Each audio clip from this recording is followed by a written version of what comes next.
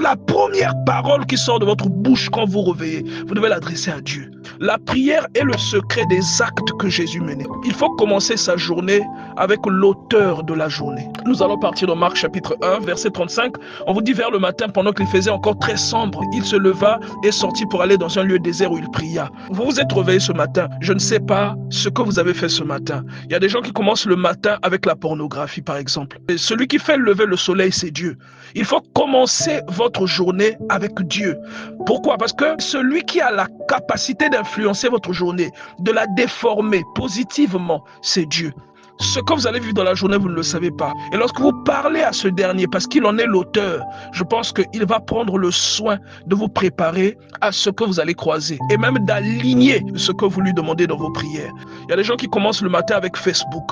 Mais moi, j'aimerais te dire, la première personne à qui vous devez parler quand vous réveillez, c'est Dieu. La première personne à qui vous devez parler, c'est l'auteur de la journée. Tu vas voir que quand tu es dans cette condition, tu auras une confiance à toute épreuve. Ça va te booster. Tu n'auras plus peur de la mort, tu n'auras plus peur des mauvais esprits, tu n'auras plus peur des mauvais sorts, tu n'auras plus peur des situations qui ne correspondent pas à ce que tu attends. Tu auras une explication à tout. Et tu auras une dévotion à toute épreuve, à Dieu. Tu vois? Et tu vas remarquer des exaucements fulgurants dans ta vie. Et ça vient de là. Celui qui a Dieu, aucune situation ne peut lui résister. La Bible dit, il guérit, en parlant de Jésus, il guérit beaucoup de gens qui avaient diverses maladies. On précise diverses maladies pour parler de cas divers, pour parler d'anomalies diverses.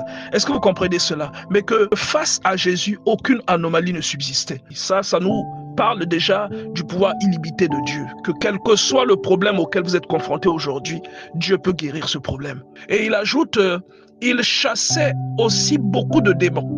Donc Dieu donne une autorité. La prière est le secret des actes que Jésus menait. La prière est le secret des miracles que Jésus déployait. Est-ce que vous comprenez cela? Lorsque vous avez Dieu, la première personne à qui vous devez parler quand vous réveillez, c'est Dieu, bien-aimé dans le Seigneur. Parce que quand vous allez au verset 35, on vous dit vers le matin, pendant qu'il faisait encore très sombre, il se leva et sortit pour aller dans un lieu désert où il pria.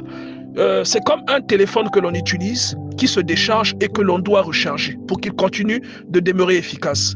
Celui qui a Dieu, aucune situation ne peut lui résister.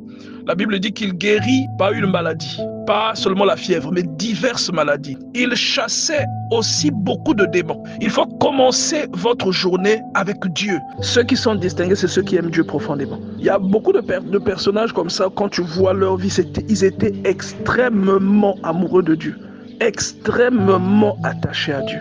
Et tu vas voir qu'il y a des particularités très fortes dans la vie de ces gens-là. Une distinction très forte dans la vie de ces gens. C'est des gens qui ne forcent pas les choses, mais qui se laissent conduire par Dieu dans tout ce qu'ils font, qui recherchent toujours Dieu.